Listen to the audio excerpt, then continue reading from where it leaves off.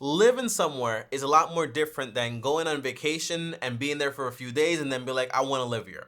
You want to be very careful with that idea. It's like whenever you go to a family member's house and you're like, wow, it's so nice here. Your house is so nice. Now, if you live there, it would be a completely different story. Now, I've been here in Dominican Republic for the past like almost 2 years, like actually more than 2 years now. And the question is, do I feel safe here? Or do I feel unsafe? The answer is there is a lot of petty theft here.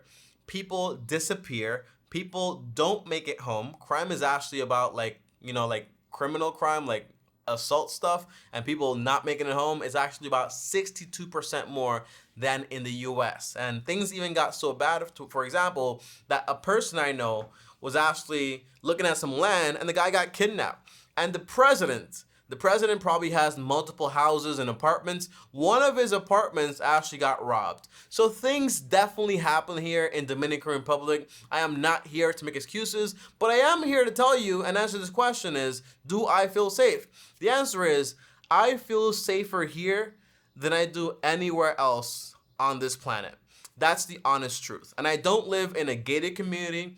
I don't live next to rich people. I don't live, for example, in a fancy place. I live in a normal, regular neighborhood with average folks, okay? That's the idea. Now, I'm gonna go into detail in this video why I actually feel safe, and if you plan to move here, what you actually want to look out for. Now, do me a favor and smash the like button. It helps a lot with the algorithm, and that way this video gets shown to a lot more people that are interested in this same topic. Now, the first thing, guys, is going to be location, location, location when it comes to safety. And I have to say this, and I have to be very clear about this.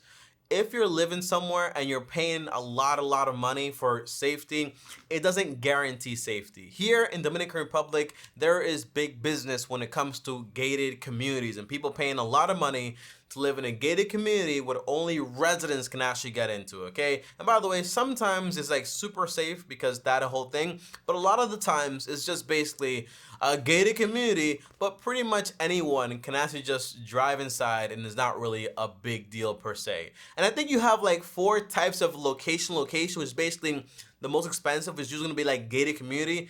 Then you have, for example, like a high-end neighborhood where people that actually live there are people that usually have money. Then you have like a normal neighborhood, which is basically you're not spending a lot of money, and then you just have outright ghetto. And by the way, where I live right now here in Dominican Republic, it is not Santo Domingo, it is not Punta Cana, it is not Puerto Plata, it is not Santiago, it is not any of those places. And in reality, where I live, there are not really that much rich people per se. It's just like a normal place with many poor people. And here's the thing, okay, guys?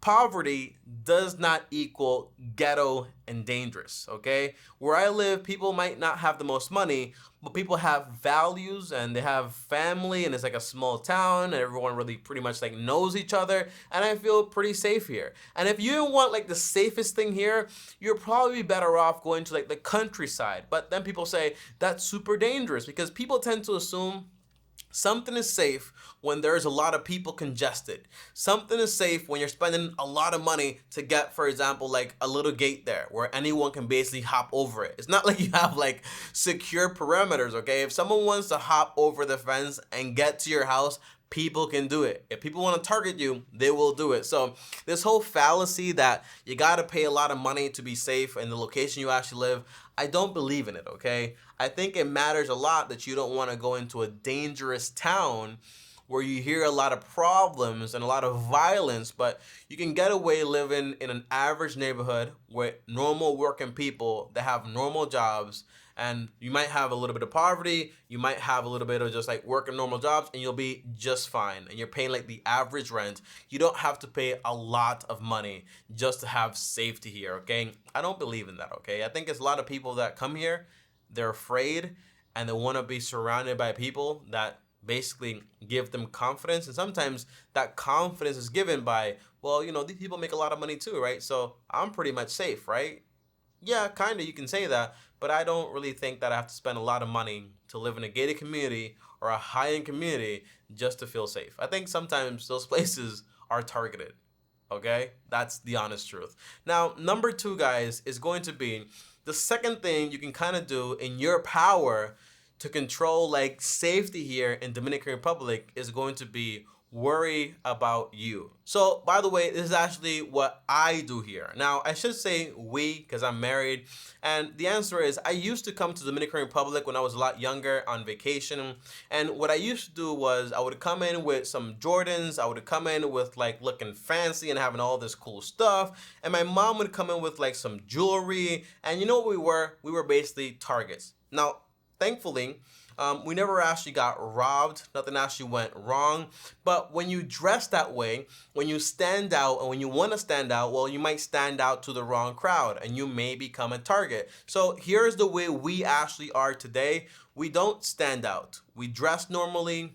We look normal. On top of that, we don't have anything fancy that we actually wear. The most expensive thing I have on my body right now is probably this Casio watch I bought on Amazon for like 20 bucks, okay? On top of that, we actually drive pretty normal also. We don't have a fancy car. We drive a Toyota Corolla 2017. And this way, we basically don't stand out, okay? Now, am I saying basically that, hey, if you want to guarantee your safety here in Dominican Republic, just don't buy anything you actually want to buy. Just buy normal stuff so you can basically camouflage yourself? The answer is, I am kind of saying that, especially because, you know, I'm not a big fan of spending a bunch of money on material things that actually add no value to your life whatsoever. I'm just being honest. But let's say, for example, that you do want to have a fancy car.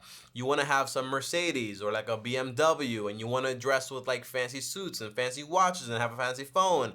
It's basically really stand out. The answer is you're probably not going to get away with living, for example, in like an average neighborhood or even like a high-end neighborhood, unless like it's in the capital. In the capital, most likely.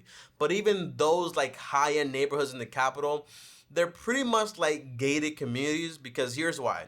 You might have, for example, like a whole building, right? And you have different people basically living there. But this building is basically sectioned off, and to get in, you need a key, right? And there's always there like a security guard. So in reality, you are pretty much like in a gated community. But you can't get away with that, basically living like in an average neighborhood, because although everyone around you pretty much is not going to care, well, you might still stand out to the wrong people and you might become a target. So again, something we do personally to not stand out is basically we just are normal people, okay? We dress normal, we look normal, and on top of that, we're not always on social media posting everything we're actually doing, where we at, what we did, what we ate, what we bought. We don't do those things. On top of that, we drive normal cars. Funny enough, okay, if you're watching this video, I was talking to my wife once, and it was basically, I was telling her my dream car. You know, I was like, I want a Porsche Cayenne. She was like, would you buy that? I'm like, heck no, that car is crazy. It would make me stand out like crazy. She was like, would you actually limit yourself and not buy something you want just because of that? The answer is yes, of course I would basically do it, okay? There are things that I want that basically do not benefit me. And that's a liability. It is a problem, and it would make me a target, and I am not going to buy something like that. Now, the third thing, guys, is going to be this. In Dominican Republic, you always want to be alert, and you always want to be adapting. So here's what that means, okay? You can live anywhere here. You can live in a gated neighborhood, you can live in a high-end neighborhood, but you can never just go out and not be alert. And by the way, that's for anywhere where you actually lived. And I think here I feel pretty safe because I lived in America, in the Bronx, for a long time. The Bronx is not the most safest place ever.